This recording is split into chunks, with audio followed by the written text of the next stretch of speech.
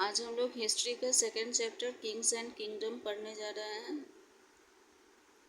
By the 7th century, many new landlords and warrior chieftains emerged in the subcontinent. The exacting kings recognized them as their samantas or subordinated. Gradually, the wealth and influence of Samantas increased due to which they became Mahasamanta or Mahamandaleshwar. They started ruling over independent kingdoms. 7वीं शताब्दी में अनेक नए ऐसे योद्धा और सरदार भूमि के मालिक उपमहाद्वीप में शामिल हुए, जो जिनको स्थापित जिनको उनकी जिन राजाओं की पहचान उनके समंता और सामंत या सहायकों के द्वारा की गई थी। Gradually, the wealth and influence of Samantas increased due to which they became Mahasamanta और महामंडलेश्वर। सामान्य रूप से धन और सामंतों के प्रभाव को बढ़ाने के लिए उनके सामंत और महामंडलेश्वर बनने के दौरान होती थी, बढ़ाई जाती थी बढ़ाई जाती नहीं थी, बढ़ती थी, उनका प्रभाव बढ़ता था। सामान्य रूप से धन और सामंतों का प्रभाव उनके सामंत और महामंडलेश्वर बनने के दौरान बढ़ता था। They started ruling over independent kingdom. उन लोगों ने स्वतंत्र राज्यों पर शासन करना शुरू किया। One such example was that of Rashtraकूट, who rose to prominence in the 18th century under Dantidurg. Thou subordinate to the Chalukya of Karnataka, Dantidur declared himself a Kshatriya after performing a ritual called Hiranyagarbha. उनमें से एक उदाहरण है राष्ट्रकूट वंश का, जो 8वीं शताब्दी में दंतीदुर्ग के अंदर एक प्रमुख राजा के रूप में उनका उदय हुआ था। ताउ subordinate to the Chalukya of Karnataka, यद्यपि उनके सहायक कर्नाटक के चालुक्य वंश थे। दंतीदुर्ग को उन्होंने क्षत्रिय स्वयं घोषित किया जब हिरण्यगर्भ के जो एक धार्मिक राजा थे, धार्मिक परफॉर्मेंस के बाद उन्होंने दंतीदुर्ग को क्षत्रिय राज्य घोषित कर दिया। On the other hand, दूसरी तरफ there were enterprising people who used their skills to carve out independent kingdoms. Gurjar Pratihars ruled over the areas of Gujarat and Rajasthan. Thou Brahmins, they gave up their traditional position to establish independent kingdom in Karnataka and Rajasthan respectively. दूसरी ओर वहाँ पर बहुत सारे ऐसे कुशल लोग थे जो अपने स्वतंत्र राज्यों को विकसित करने में अपने बुद्धि का उपयोग कर रहे थे। जैसे गुर्जर प्रतिहार गुजरात और राजस्थान के क्षेत्रों पर शासन किए। यद्यपि ब्राह्मणों ने अपना पारंपरिक पोजीशन स्थापित स्वतंत्र राज्यों में कर्नाटक और राजस्थान में सम्मान पूर्वक उनका स्थान स्थापित किया गया, स्थान छोड़ दिया गया। जो उनका पहले से जो स्थान था ब्राह्मणों का, वही स्थान उन्हें स्वतंत्र राज्यों में कर्नाटक और राजस्थान में सम्मानपूर्वक दिया गया। Many of the new kings adopted titles which made them feel very powerful and superior. Some of them were Maharaja Adhiraja, meaning great king, overlord or of kings. Tribhuvan Chakravarti, meaning lord of the three worlds. अनेक नए राजा को title दिए गए जो उनके power, शक्ति और सर्वोच्चता के आधार पर बने थे। उनमें से कुछ थे महाराजा अधिराजा, जिसका मतलब होता है महान राजा, ओवरलॉर्ड ऑफ किंग्स, राजाओं का राजा। त्रिभुवन चक्रवर्ती का मतलब होता है कि 3 विश्व का मालिक, त्रिभुवन चक्रवर्ती। ये सब टाइटल दिए गए थे उस समय के नए नए राजाओं को उनकी शक्ति और सर्वोच्चता के कारण। Resources, the resources were usually obtained from what they produced. Then they used these resources to establish the king financially and for the construction of temple and forts. Therefore, these resources were important.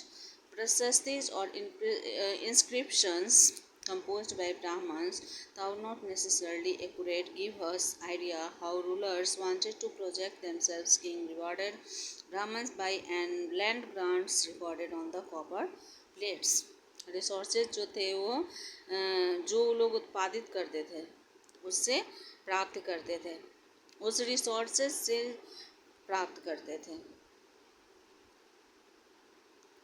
Then they used this resources, इन resources का used वे लोग financially रूप से स्थापित करने में अपने राज्य को यूज करते थे और मंदिर और किला के निर्माण के लिए फाइनेंशियली इन रिसोर्सेज का यूज करते थे।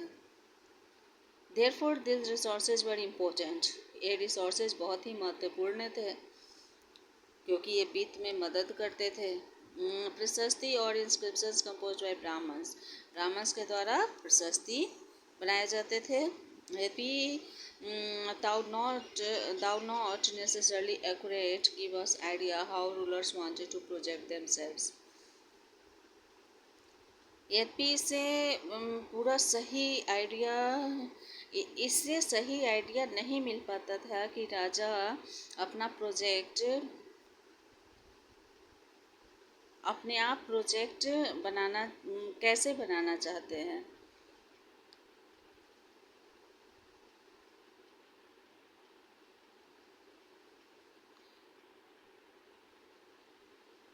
एक्यूरेट आइडिया हमें नहीं मिल पाता था कि कैसे शासक प्रोजेक्ट चाहते हैं, कैसा चाहते हैं।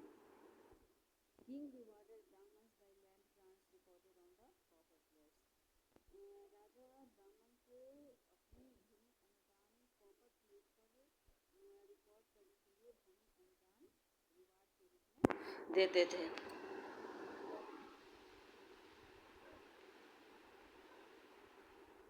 Warfare for wealth. For centuries, the dynasties like Gujrat, Rajput, and Pala fought for the control over the Kannauj region. Its location on the banks of Ganga in Uttar Pradesh meant that anyone who controlled Kannauj would be the master of the Gangetic Valley. Since this long-drawn conflict involved three parties, it is termed as the tripartite struggle.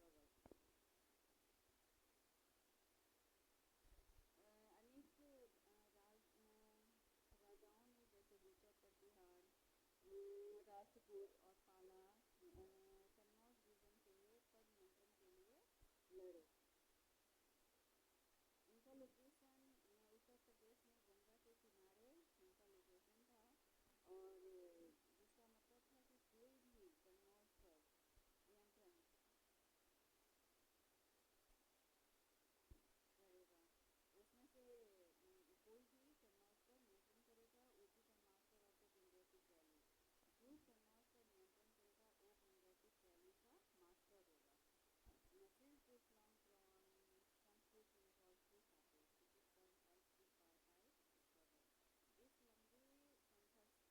इसमें शामिल हुए जिसे त्रिपार्टाइट struggle कहा गया, त्रिपक्षीय संघर्ष कहा गया।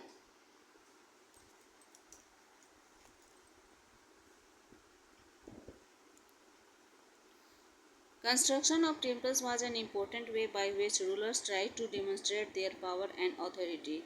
Consequently, temples, a storehouse of wealth, became the main target of foreign invasion.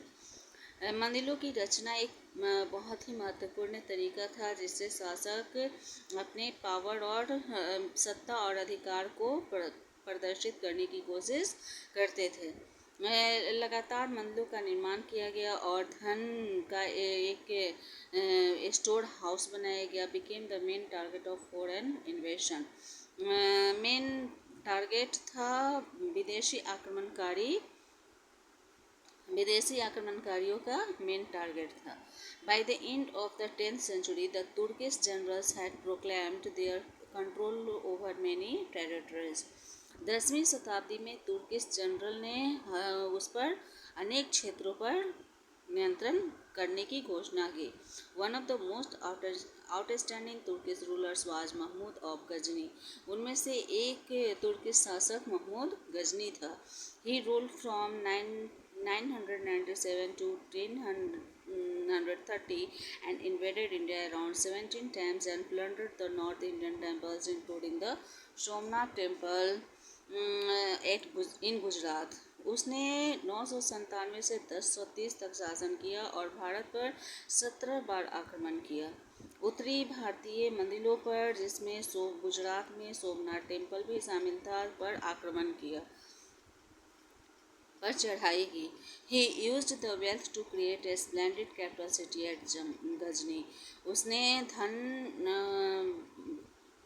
धन के लिए बहुत सारे गजनी कैपिटल सिटी बनाए। उसने धन का यूज करते हुए गजनी में बहुत सारा कैपिटल सिटी बनाए। He entrusted a scholar called Al-Baruni to write an account of the subcontinent. उसने एक विद्वान को पर विश्वास करते हुए जो अल-बरूनी था, एक उपमहाद्वीप को सौंपा।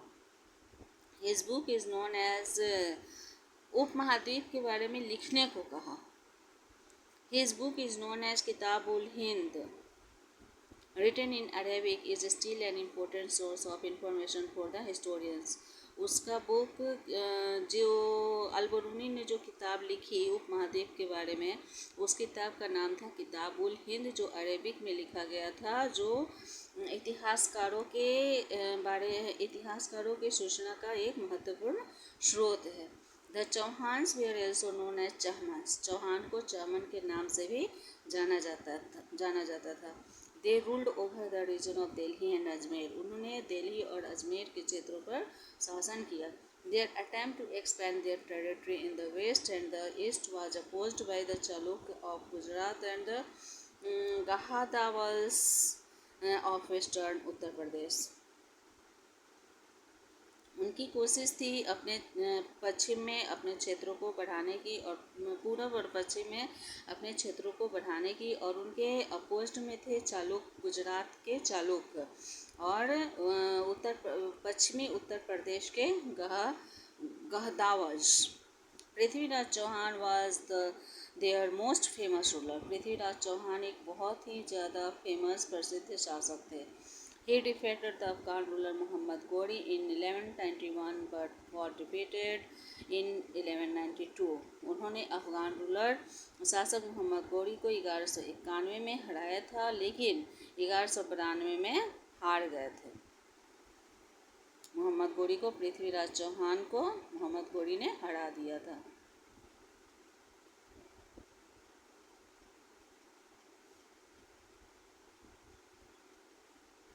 चौहान ने हरा दिया था।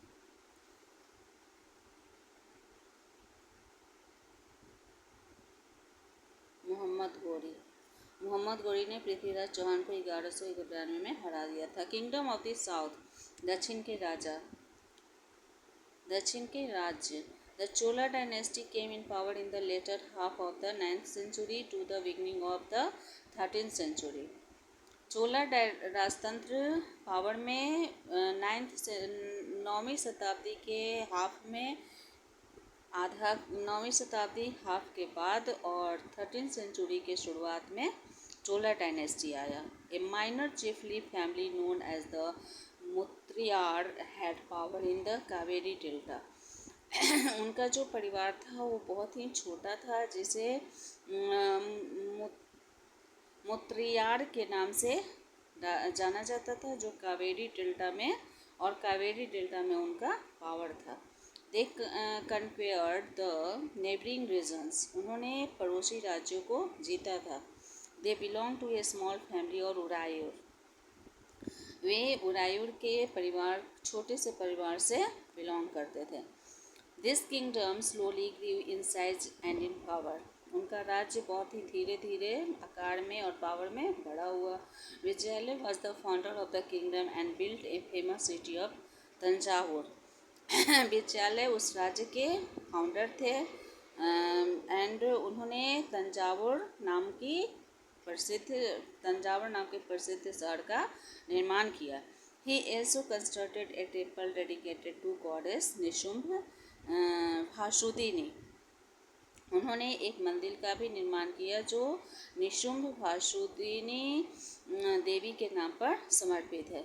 Rajaraja first and his son Rajendra first were the most powerful rulers of the Chola dynasty.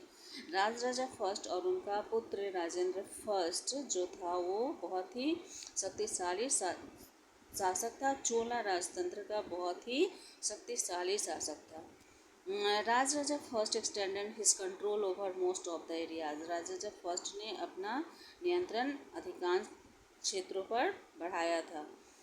His son occupied Sri Lanka along with those countries of South East Asia, उनका पुत्र श्रीलंका के साथ उनके दक्षिण पूर्वी एशिया के देशों पर भी शासन किया। They continue to hugely expand the kingdom by raiding the Ganga valley, उन लोगों ने लगातार गंगा वैली के राज्यों पर आक्रमण करके बहुत ज़्यादा अपने राज्य का विस्तार किया। The Cholas constructed magnificent temples at Tanjavur and Gangikonda Cholapuram, चोला ने बहुत ज़्यादा मंदिरों का तंजावुर में और गांगीकोंडा चोलापुरम मंदिरों का निर्माण किया। This temples became centres of social economic and cultural life, ये सब मंदिर जो थे वो सामाजिक, आर्थिक और सांस्कृतिक जीवन में के केंद्र थे। Chola bronze image usually of deities and some of the devotees as well they are technically perfect and considered among the finest in the world. Chola का ब्रोंज इमेज जो था वो ताम्र छवि अपने देवताओं को और कुछ समर्पित लोगों को, भक्तों को समर्पित था। वे technically perfect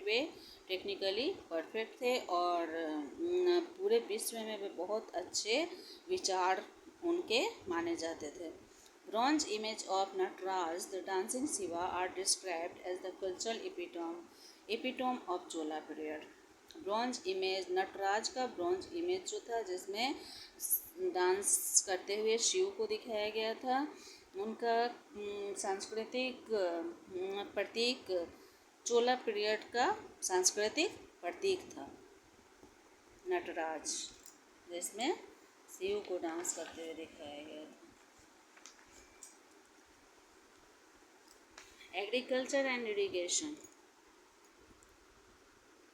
Although agriculture had developed earlier in other parts of Tamil Nadu, यद्यपि कृषि का विकास पहले तमिलनाडु के दूसरे भागों में भी हो गया था। It was only from the 15th to 6th century that this area was open for large scale cultivation. 5वीं और 6ठी शताब्दी में केवल इस क्षेत्र को बहुत बड़े सिंचाई के लिए खोला गया था। Forests were cleared in some regions, land was leveled in other areas. जंगलों के कुछ क्षेत्रों को साफ किया गया था और जमीन को दूसरे क्षेत्रों के लेवल में लाया गया था। In the delta region, embankments were built to prevent flooding. Delta region में बाढ़ के समय बांध उसका बचाव करता था। बाढ़ से बचाव करने के लिए बांध बनाए गए थे डेल्टा रीजन में। Canals were constructed to carry water to the fields, नहरों का विकास की रचना की गई थी। नहरें बनाए गए थे, खेतों में पानी को लाने के लिए नहरें बनाए गए थे। In many areas 2 crops were grown in a year. अनेक क्षेत्रों में एक साल में 2 अनाज उपजते थे। फूड इरिगेशन, सिंचाई के लिए वेल्स वेयर डग, कुएं की खुदाई की गई। And in other places huge tanks were constructed to collect rain water, और दूसरे स्थानों पर बहुत बड़े टैंक की रचना की गई थी जो जिसमें बारिश के पानी को कलेक्ट किया जाता था। एडमिनिस्ट्रेशन, प्रशासन। The Chola kings had an efficient administrative system. Chola राजाओं के पास बहुत ज़्यादा प्रशासनिक तंत्र थे, पर्याप्त पर्याप्त प्रशासनिक तंत्र थे। Settlements of peasants were called evarist, larger units of villages were known as Nadu. किसानों को जो किसान सेटल हो गए थे उनको इवारिस्ट, लार्जर, गांव का बहुत बड़ा यूनिट माना जाता था, जिसे नाडू के नाम से भी जाना जाता था। Administration, collection of taxes and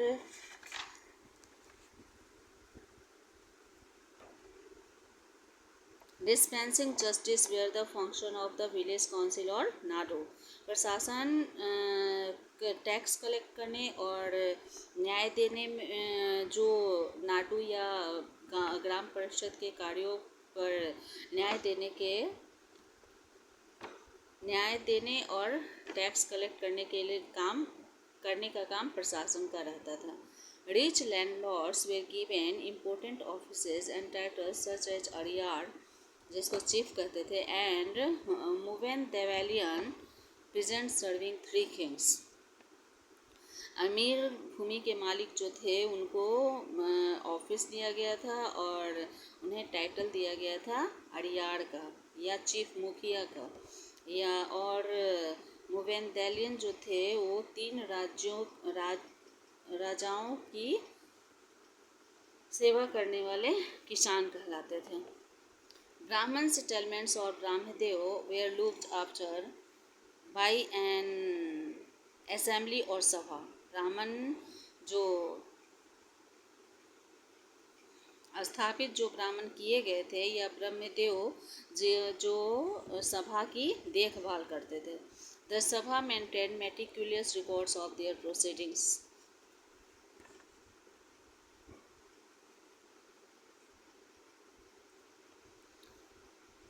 सभा में जो उनके कार्यों के रिकॉर्ड का सूक्ष्म निरीक्षण करते थे या कमियों को ढूंढने का काम करते थे। Decision taken at sabha were inscribed on temple walls. मंदिरों के दीवारों पर जो उद्धृत किए जाते थे वो सभा डिसीजन लेती थी कि क्या मंदिरों के दीवारों पर क्या उद्धृत करना है और क्या नहीं। Separate committee looked after irrigation, temples, gardens etcetera. सिंचाई के लिए, मंदिरों के लिए, बगीचों के लिए अलग कमेटी स्थापित की गई थी। नगर ग्राम्स और traders association carried out the functions of administration in towns. Nagar grams और व्यापारियों का संगठन जो था वो शहरों में प्रशासन के कार्यों को लाने का काम करते थे, कार्यों को करने का काम करते थे।